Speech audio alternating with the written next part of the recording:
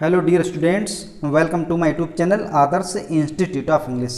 Class 12 का जो lesson number 6 है, नाम है जिसका वुमेन्स एजुकेशन, जिसके लिए लिखा था सर्वपल्ली राधाकृष्णन ने।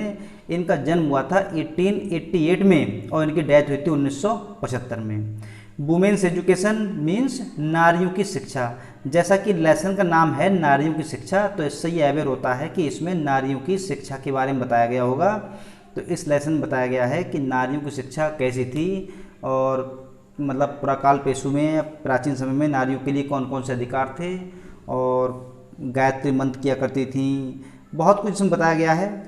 और आगे ये बताया गया है कि प्राचीन समय में नारियों के लिए उन्हें वेदों का अध्ययन करने का अधिकार प्राप्त था, गायत्री मंत्र करती थी, मंदिर के द्वार खुले हुए थे। लास्ट में ये बताया गया है कि महात्मा गांधी ने बहुत सारे प्रयास किए। महात्मा गांधी के प्रयास के द्वारा ही एक क्रांति आई, तब से नारियों की दशा में थोड़ा सुधार होता चला गया। ये मैंने कहानी आपको शॉर्ट में बता दी। जब ये लेसन पढ़ाया जाएगा समझ में आएगा। तो शुरू करते हैं लेसन यहाँ से। यू आर लिविंग से। You are living in an age when there are great opportunities for women in social work, public life and administration. You तुम आर लिविंग रह रहे हो इन एन एज एक युग में, व्हेन जब देयर आर हैं ग्रेट महान अपॉर्चुनिटीज अवसर फॉर वुमेन नारियों के लिए, इन सोशल वर्क सामाजिक जीवन में, पब्लिक लाइफ सार्वजनिक जीवन में, एंड एडमिनिस्ट्रेशन शासन काल में। आप एक ऐसे एज या युग में रह रहे हो जहां नारियों के लिए सामाजिक कार्य में, सार्वजनिक जीवन में और शासन काल में बहुत सारे महान अवसर हैं। Society requires women of disciplined minds and restrained manners. Society समाज के लिए रिक्वायर्स आवश्यकता होती है वुमेन नारियों की, ऑफ डिसिप्लिनेड सिद्धांतवादी या अनुशासित, माइंड्स मस्तिष्क की, एंड और रेस्ट्रेंड संयमित, मैनर्स व्यवहार वाली। समाज के लिए अनुशासित मस्तिष्क वाली और संयमित व्यवहार वाली नारियों की आवश्यकता होती है। Whatever line of work you undertake you should bring to it an honest disciplined mind. Whatever जो भी लाइन रेखा ऑफ वर्क कार्य की, यू अंडरटेक तुम बीड़ा उठाते हो या जिम्मा लेते हो, यू तुम्हें शुड चाहिए, ब्रिंग लाना चाहिए, टू इट इसे, एन एक ऑनेस्ट ईमानदार, डिसिप्लिनेड अनुशासित, माइंड मस्तिष्क के द्वारा। तुम जो भी कार्य करने के बारे में विचार करते हो तो तुम्हें इस कार्य को ईमानदार और अनुशासित मस्तिष्क के द्वारा करना चाहिए। You will then succeed and have the joy of your work. You तुम विल देन तब सक्सीड सफल हो जाओगे, एंड हैव द जॉय आनंद लोगे, ऑफ योर अपने वर्क कार्य का, तब तुम सफल हो जाओगे और अपने कार्य का आनंद लोगे। ये थी पैसेज यहाँ से यहाँ तक। उसके बाद आती है next passage. Actually in our country education so far as girls education is concerned is not widespread enough.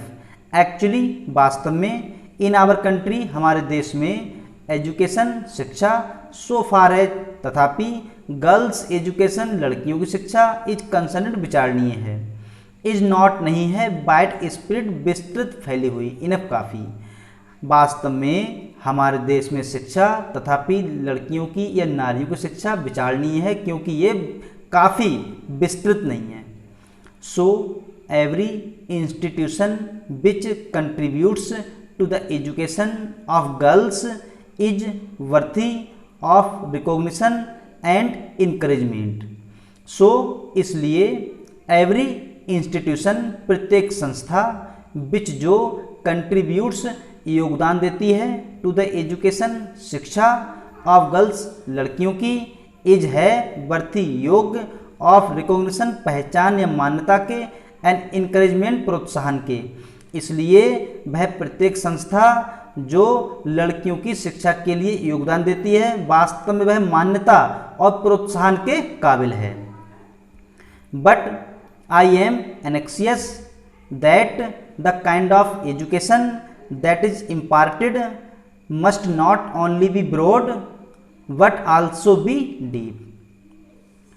But लेकिन आई मैं एन हूँ एनेक्सियस चिंतित हूँ दैट की द काइंड ऑफ एजुकेशन उस प्रकार की शिक्षा दैट जो इज इम्पार्टेड दी जाती है मस्ट चाहिए नॉट ओनली नहीं केवल बी ब्रॉड विस्तृत बट लेकिन शुड आल्सो भी होनी चाहिए डीप गहरी। मैं चिंतित हूँ कि उस प्रकार की शिक्षा जो तुम्हें प्रदान की जाती है ये विस्तृत ही नहीं बल्कि गहरी भी होनी चाहिए। We are lacking in depth. We हम आर हैं लैकिंग अभाव है इन डेप्थ गहराई में, मतलब हम में गहराई का अभाव है। आगे है we may become learned and skilled but if we do not have some kind of purpose in our life our lips themselves become blind blundering and bitter। ये तो हो गया we are lacking in depth, हमें गहराई की कमी है। B हमें में बीकम होना चाहिए लर्नड शिक्षित एंड स्किल्ड कुशल, हमें शिक्षित और कुशल होना चाहिए।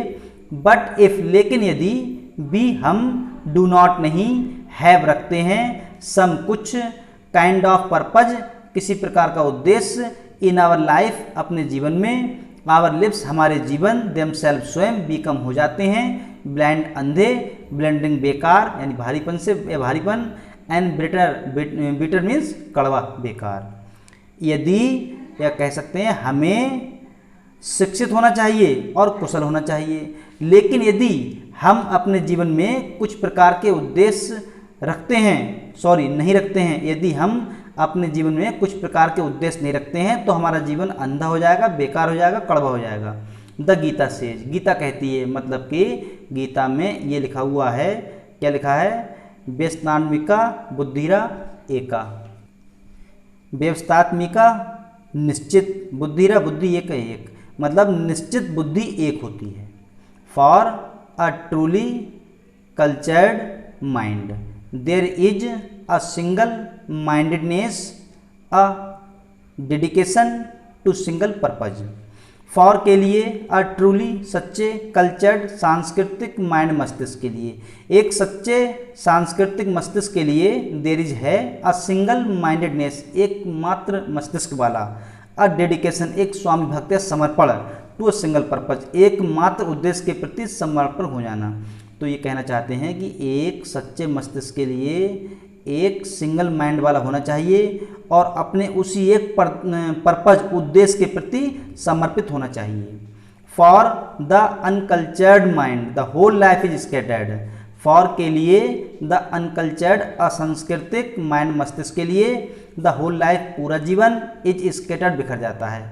एक असंस्कृत मस्तिष्क के लिए उसका पूरा जीवन बिखर जाता है।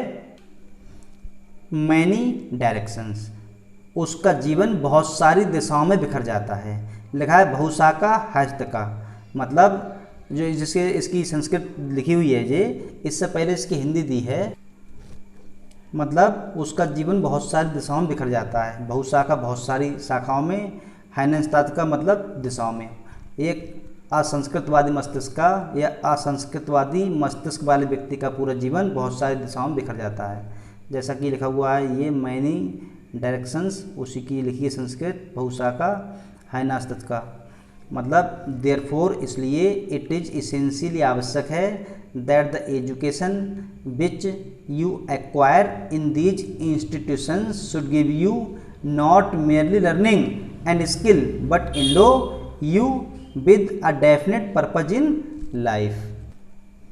देयरफॉर इसलिए इट इज़ इसेंशियली आवश्यक है दैट की द एजुकेशन शिक्षा विच यू जो तुम एक्वायर प्राप्त करते हो इन दीज इंस्टीट्यूशंस इन संस्थाओं में शुड गिव यू तुम्हें देनी चाहिए नॉट मेयरली नहीं केवल लर्निंग ज्ञान एंड स्किल कुशलता बट लेकिन इंडो परिचित कराए यू तुम्हें with a definite purpose in life, definite निश्चित पर्पज उद्देश्य इन लाइफ जीवन में। इंडो मीन्स ये भी होता है सुसज्जित करना। तो यहाँ तक हो गया था कि मैनी डायरेक्शंस विभिन्न दिशाओं में, बहुशाखा हाई नास्त का मतलब बहुत सारी दिशाओं में जीवन बिखर जाता है, इसलिए आवश्यक है कि वह शिक्षा जो तुम प्राप्त करते हो इन संस्थाओं में, यह इसलिए आवश्यक है जो शिक्षा तुम इन संस्थाओं में प्राप्त करते हो तुम्हारे लिए न ही केवल ज्ञान और कुशलता दे बल्कि तुम्हें तुम्हारे जीवन में निश्चित उद्देश्य से तुम्हें सुसज्जित करे। What that purpose is you have to define for yourselves. What क्या, दैट वह, पर्पज उद्देश्य, इज है, यू तुम्हें, हैव टू डिफाइन परिभाषित करना पड़ता है, करना चाहिए, फॉर योर सेल्फ स्वयं के लिए। तुम्हारे जीवन में उद्देश्य क्या है इसे तुम्हें स्वयं परिभाषित करना चाहिए या बनाना चाहिए। It is sad that Vidya gives you Viveka. It sad कहा जाता है, ये कहा जाता है दैट की विद्या गिव्स यू विवेका, कि विद्या तुम्हें विवेक देती है। विमर्श रूपी विद्या यानी विमर्श रूपी विद्या गिव्स यू अ सेंस, तुम्हें एक सेंस देती है, समझदारी देती है, और व्हाट इज राइट क्या सही है, एंड हेल्प्स यू तुम्हारी सहायता करता है, टू अवॉइड बचने में, व्हाट इज रॉन्ग जो गलत है क्या गलत है। विमर्श रूपी विद्या तुम्हें एक ऐसी समझदारी देती है जो तुम्हें ये बताती है क्या सही है और जो गलत है उससे कैसे बचा जाए या कैसे बचा जाए जो गलत है। मतलब ये हुआ विमर्श रूपी विद्या तुम्हें एक समझदारी देती है कि क्या सही है और तुम्हारे गलत से बचने में सहायता करती है या जो गलत है उससे बचने में सहायता करती है। You must try therefore to find out what is required of you in this generation.